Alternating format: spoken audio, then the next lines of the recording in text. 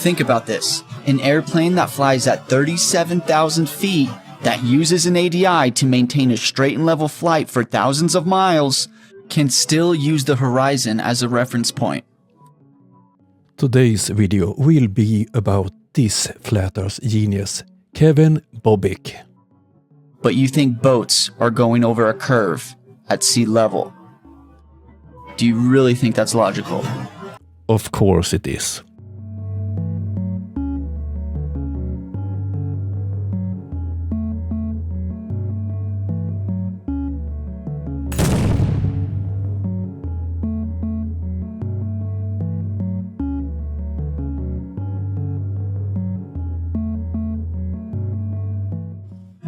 I'm excited to share this last set of observations with you.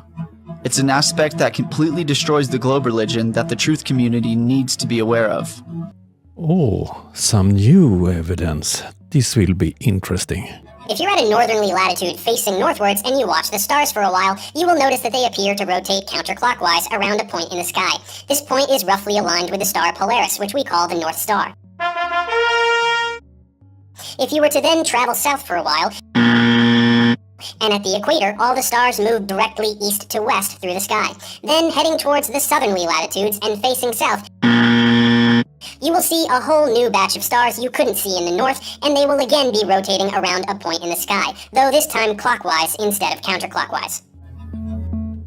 I believe that he used a video from Professor Dave, and it's obvious that he don't believe that you have a rotation the other way in the southern hemisphere and that you see other stars in the southern hemisphere. Let's continue. There is no need to depart from the northern regions of Earth to witness the stars rotating in a clockwise direction. Likewise, there is no need to travel to the equator to observe their east-to-west motion. The celestial patterns can be observed from here in the north. Let me explain. This star trajectory was over in Pagosa Springs, Colorado, pointing my camera south. We can see the stars are going clockwise. It's rotating around the center that we see in the northern hemisphere. It's the pole star, and in the southern it's the Southern Cross. In your filming south, what is the stars rotating around? This next time-lapse was in Fort Walton Beach, pointing my camera south. And again, you can see the stars going clockwise. I repeated this one here multiple times. And over here in Rio Rancho, New Mexico, again with my camera pointing south, you can observe the stars rotating right in a clockwise rotation.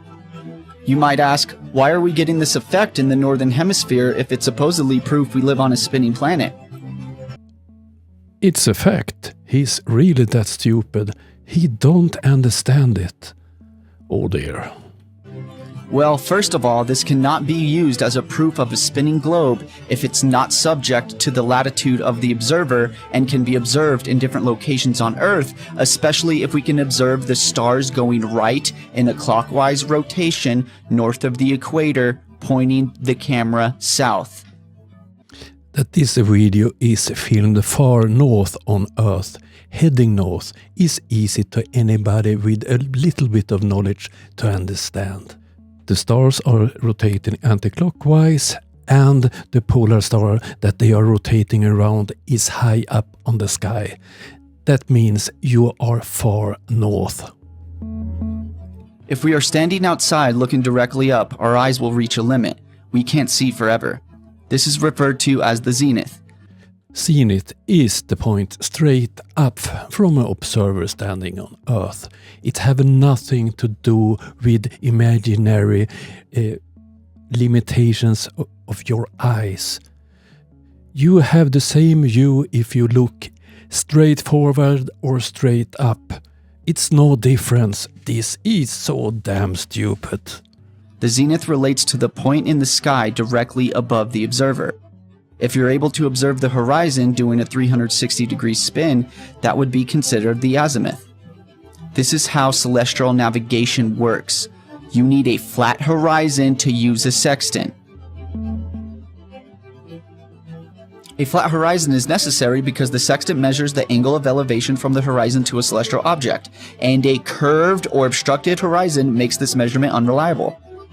Why a flat horizon is essential. It's obvious that Kevin have studied at the Flat Earth University at YouTube with teachers like Dirt here on the screen or Nathan Mute Button Oakley. Nathan Oakley, Dirt, Brian's Logic and rest of the Flat Earthers have no experience of navigation using a sextant. And Kevin certainly don't have it either. In reality, you don't need to see the horizon to use a sextant.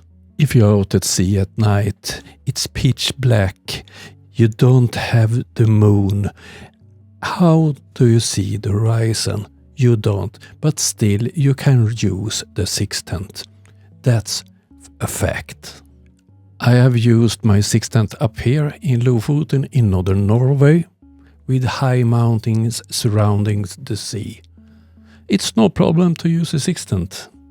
How do you do it? You only have to determine that you're holding the sextant level. For that, what can you use? A glass of water? Anything that shows that it's straight, level and so on. It's not more complicated than that. And the second thing, you don't need to be so precise when you use sextants for navigation. Often it's on open sea and it's to check your location. And if you're leaning the sextants a little bit, it don't differ so much the result. Angular measurement. A sextant measures angles. The angle is calculated from the horizon, which is considered a flat horizontal line. So Kevin is using AI. But if you ask AI a different question, perhaps asking if you need to see a visible horizon to use a sextant, what will be the result? Let's zoom in on AI's reply. A sextant works without a visible horizon by creating an artificial horizon.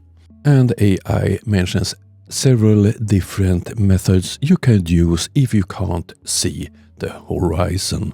Accuracy. A true flat horizon allows for a precise reading of the angle between the celestial body and the sea, which is critical for accurate navigation. A distorted or curved horizon would lead to inaccurate calculations and a wrong position. And that's correct, but it don't prove your silly fantasies about a flat earth pizza. In addition to a flat horizon, we also have this field of vision around us that some refer to as the celestial dome. Do he have any evidence for this nonsense? Of course not. Again, this is how celestial navigation is measured. Wait, what did he say? This is how celestial navigation is measured. No, it's not, Kevin. This is what creates this effect of the stars going in a clockwise rotation here in the northern regions of Earth. No, it's not. Your problem, Kevin, is that you don't understand the most basic things about how things works and how the world we live in works. Kevin, you have studied navigation at Flat Earth University with gurus like Taboo Conspiracy, David Wise, Nathan Oakley, and the rest of the fools. They have no experience and know nothing about navigation. Or I have to correct myself, I believe they don't know anything regards the shape of the world and so on. I am a professional. I work in the Swedish Navy. I'm trained in navigating using sextants, and I have done it. When I was in UK on work, I offered Brian Logic, another flat earther that believes he's an expert in navigation, to navigate on a boat, showing that he understands navigation and he's capable of navigating. He declined my offer I was offering him the trip, food and so on, but he didn't dare showing his navigation skills. This was my second video about Kevin. He's a typical flat earther. He looks at other flat earthers on YouTube and believe he's doing his own research. That was all I had for you this time. I will be back soon. Have a nice day. See you. Bye.